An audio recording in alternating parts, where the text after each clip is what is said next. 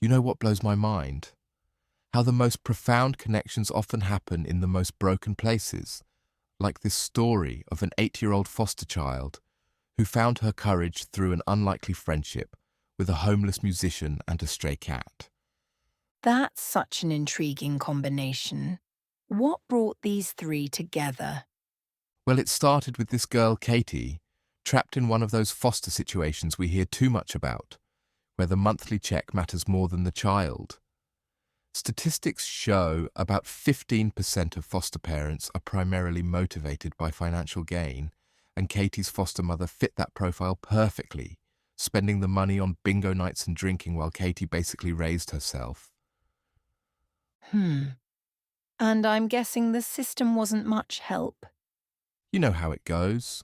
Social workers averaging 25 cases each when the recommended maximum is 15. Katie became just another file in an overwhelmed system. But here's where it gets interesting. Her escape route led her to this 65-year-old street musician named Noah. Tell me more about how these unlikely friends connected. So Noah was this flautist who, despite barely making enough for his own meals, had already formed this bond with a stray cat named Betty. And what's fascinating is how these three outcasts created this sort of alternative family structure. Well, that's really something. How did their dynamic work? They developed this beautiful routine where Katie would listen to Noah's music while Betty curled up in her lap. Studies show that music can create stronger emotional bonds between people than conversation alone, and that's exactly what happened here. Noah's flute playing became this sort of emotional glue that held them together. So they found their own way to build trust and connection? Exactly right. And here's where it gets really interesting. When these drunk thugs showed up and started causing trouble, Katie had this incredible moment of transformation. You know how trauma experts talk about the fight or flight response? Well, Katie chose to fight, That must have taken extraordinary courage for someone so young. right? And what's fascinating is how this mirrors what psychologists call protective altruism, where people find courage they didn't know they had when protecting others. Katie went from being a victim of her circumstances to becoming a protector of her chosen family. You know what strikes me about this?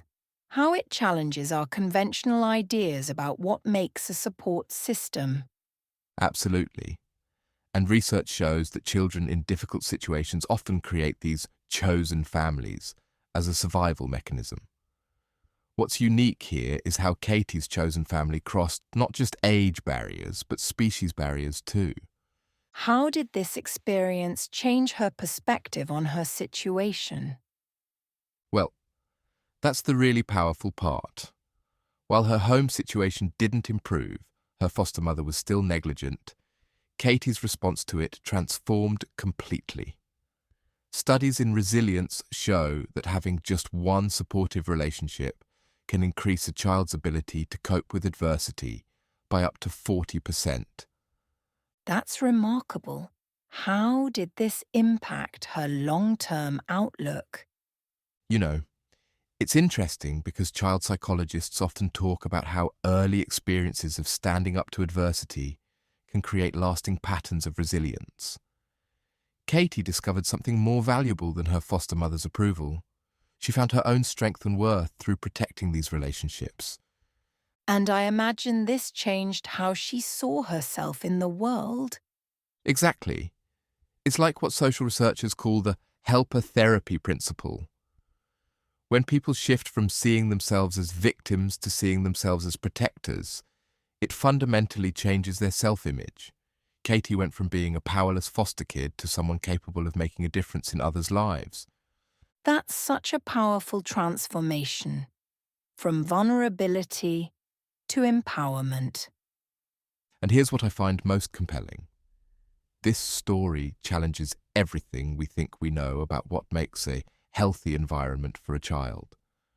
Sometimes, the most healing connections come from the most unexpected places, proving that family isn't about who you're assigned to, but who you choose to fight for.